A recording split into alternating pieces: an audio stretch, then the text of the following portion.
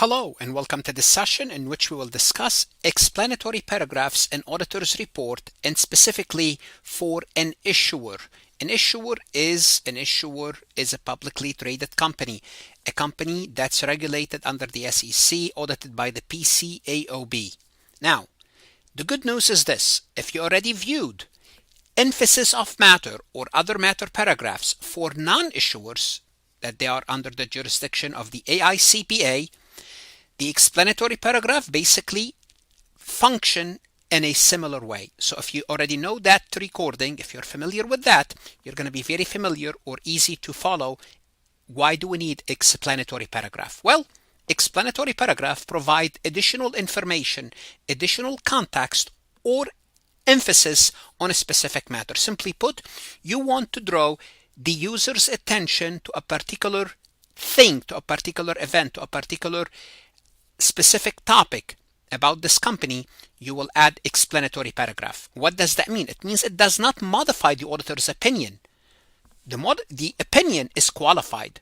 Matter of fact, this paragraph comes after the qualified opinion, typically placed after the opinion in an unqualified report. So you are not changing the opinion, you are emphasizing a point. Now, when do you include this? You would include in this report under two circumstances. Either it's required by the PCAOB auditing standard that you have to include this, or guess what? It's not required, but the auditor wants to do what? Raise attention to that topic. They want the users to pay attention to this particular issue. Therefore, they will include it. And for how long would they include this paragraph? Well, as long as the financial statements that are affected are presented, because you present more than 1 year. So as long as those presented financial statements are affected, you have to show it, so it provides context for the users. And this is what we will discuss in this session. When is it required by the PCAOB? When is it at the auditor's discretion? Let's go ahead and get started. Before we proceed any further, I have a public announcement about my company, FarhatLectures.com. Our audit course is best for online students and students who are struggling in their audit courses. We cover the essentials from audit reports, internal control, ethics, evidence, sampling, planning and materiality, assurance and non-assurance services, and of course, the accounting cycles. Our comprehensive course includes lectures, multiple choice, true-false questions. Go ahead and start your free trial today. We are here to help.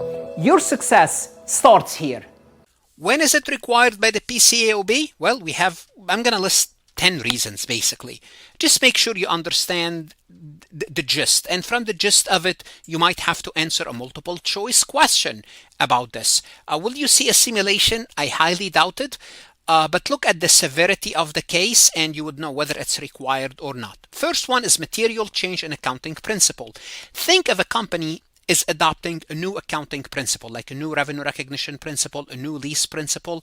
As a result, the way they compute their lease liability, the way they compute their lease expense, the way they recognize their revenue will be different. So if that's the case, I would assume that the PCAOB would require you to do what?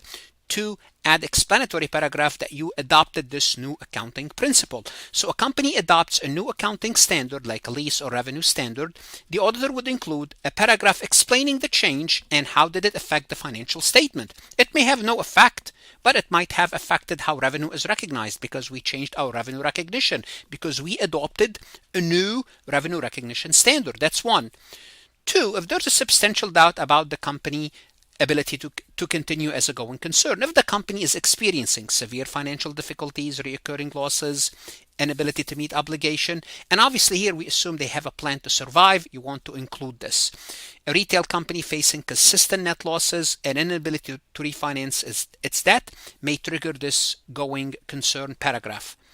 Change in reporting entity. This occurs when a company reorganizes its structure to do what? To report differently. For example, in the past, you might own 0 to 20% of some company stocks. Well, under those circumstances, you could use the fair value. You moved from 20 to 50. You purchased more shares.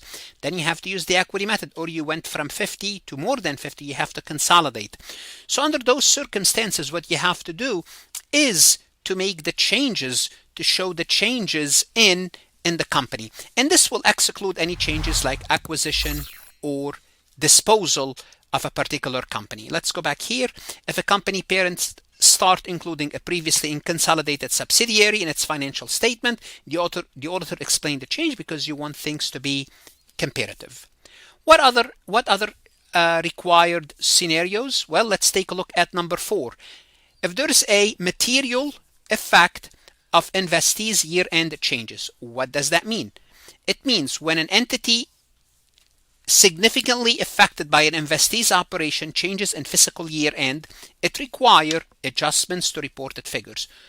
Let me explain it real quick. Let's assume you're a manufacturing company and you rely heavily on your suppliers. Your suppliers are the oxygen for your firm, so you cannot survive without your suppliers.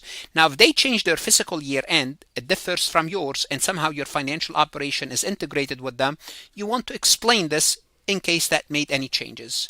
If there's any correction of a material misstatement, so when the prior year financial misstatements were corrected, you made a mistake, you misclassify expenses or omitted certain revenues, and now you corrected them, well, guess what? If somebody looking at these financial statements, they will have to see discrepancies, explain that in the report. So a company previously overstated its revenue by including sales not yet earned.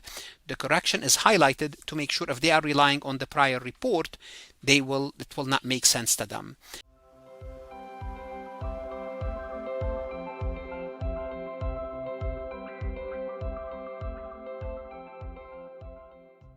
Other reasons: prior year audit report not presented. You want to do that. If a company does not include prior year financial for comparative purposes, you must disclose the reason. For example, it could be a first year audit engagement with no prior audit report available. Just explain, because anyone looking at an audit report, they are looking for that thing for the prior year because it's comparative. If you prepared a separate report for integrated audit. Now, what's an integrated audit? It's when you issue when you audit publicly traded companies, you have to audit their financial statements as well as their internal control. And what you can do, you can issue 2 different reports, one for the financial statement and one for the internal control. So if you issued 2 separate reports, then you have to include an explanatory paragraph that the other report do exist. For example, 2 distinct audit reports are issued, one for financial statement and the other one for the control effectiveness.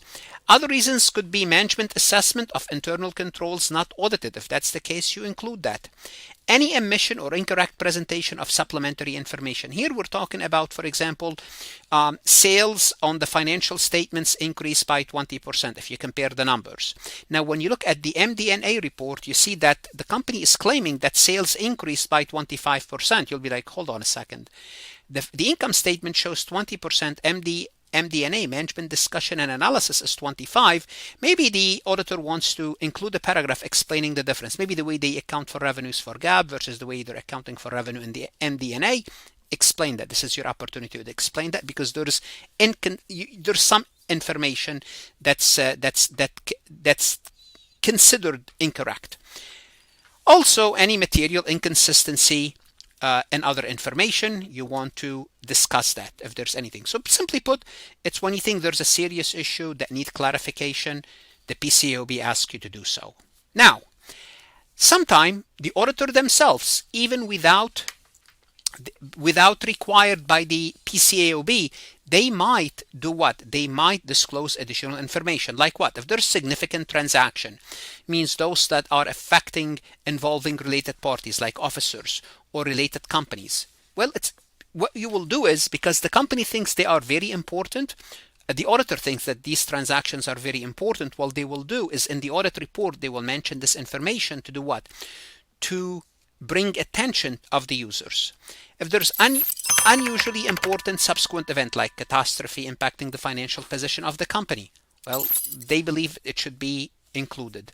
Accounting matters that affect the comparability of the financial statement with prior year. Anything that affect the comparability, the auditor might think it should be affected. Now I'm going to have a whole session about comparability, how comparability work from year to year with consistency, but that will be a separate recording. Uncertainty regarding the outcome of significant litigation. Let's assume the company is being sued. That's fine. But that lawsuit is major and there's no outcome. But the auditor wants to do what? Just raise attention to it. Just make sure you are aware of it. Or regulatory action. You are being investigated by the government, by the SEC. The auditor wants the user to know this. Or if the company is being part of a larger business enterprise and the auditor wants you to know this, then they will also include this in the explanatory paragraph. Now, when we include an explanatory paragraph, or what we call emphasis paragraph, the auditor must provide an appropriate section, usually a title, to clarify its purpose, so it's not misleading, to clarify its purpose. So that's basically what you need to know for explanatory paragraph. Make sure you're also familiar with emphasis of a matter and other matters when it comes to AI CPA. For now, invest in yourself, study hard, and stay safe.